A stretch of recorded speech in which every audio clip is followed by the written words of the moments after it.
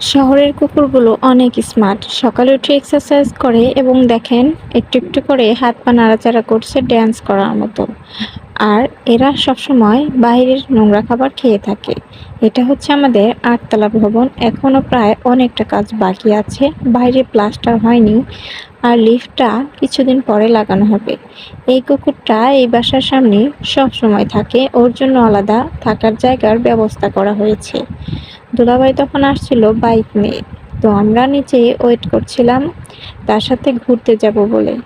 তো কুকুরটা দেখতে পাচ্ছেন খাবার দেওয়া হয় বলে আমাদেরকে চিনে ফেলেছে। আমরা যখন বাসা থেকে বের হই তখন ও একদম মানুষের মতো মানে কথা বলার অনেক চেষ্টা করে কিন্তু বলতে পারে না।